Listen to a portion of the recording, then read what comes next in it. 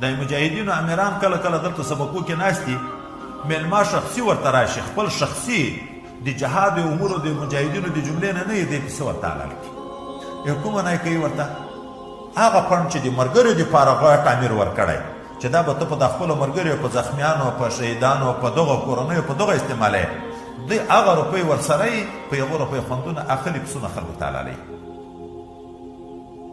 دا موټر یې د بیت المال اوس څه وکړو؟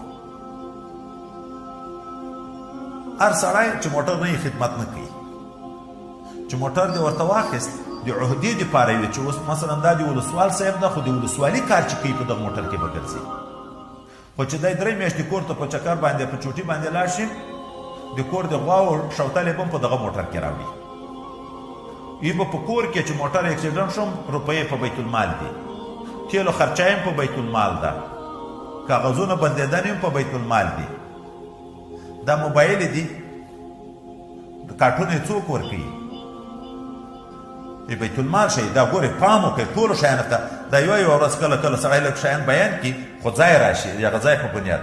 دا اکثره د دلګۍ مشرانو دا د مجاهدینو د دغه دا موبایل کارټونه یې دا د بیت المال نه وي، نو روپۍ پردۍ دي، په ورځ کې 3 کارټونه ختموي. الو څنګه یې؟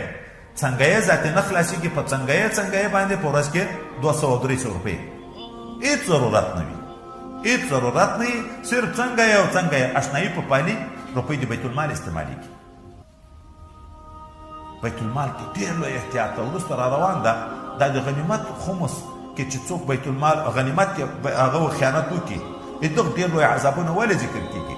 وایي ځکه بیت المال د یوه سړي نه ده، د ډېرو خلکو ده، د چا نه به معافي وغواړي، د یوه سړي نه دې که غلا وکړه، که توبه دې ویسته، د هغه سړي نه به خو بېرته معلوم ده معافي به تر وغواړي. په بیت المال کې خو وایي ډېر خلک شریک دي، د کومې نه به معافي غواړي، او حق د بنده خدای پاک معاف کوي. نو خامخا حساب شته. د مدرسې پاڼ ته د معتمم صاحب سره یا د ناظم صاحب سره مدرسه کې اوس څو طالبان دي؟ 300 شاوخوا طالبان وي. استادان څو دي؟ لنګریان اشپزان څو دي؟ دا ټول د تنخوا حق په د فنډ کې لري. که د 300 او 350 نفرو حق ده چې دی خیانت کې وکړي، د بیت المال شی په خپل کور استعمال کړي، په قیامت کې به خدای پاک ته بیا د دغه 300 نفرو څنګه جواب ورکوي؟ دا 300 نفرو جواب بیا الله تعالی ته څنګه ورکوي؟ نو بیت المال د شي سره بیخي ډېر احتیاط دی. اوبو سره هم احتیاط کوئ، د بجلۍ سره هم احتیاط کوئ، د پکي سره هم احتیاط کوئ، د لوټې او د بدنۍ سره هم احتیاط کوئ. د بیت المال شی ده،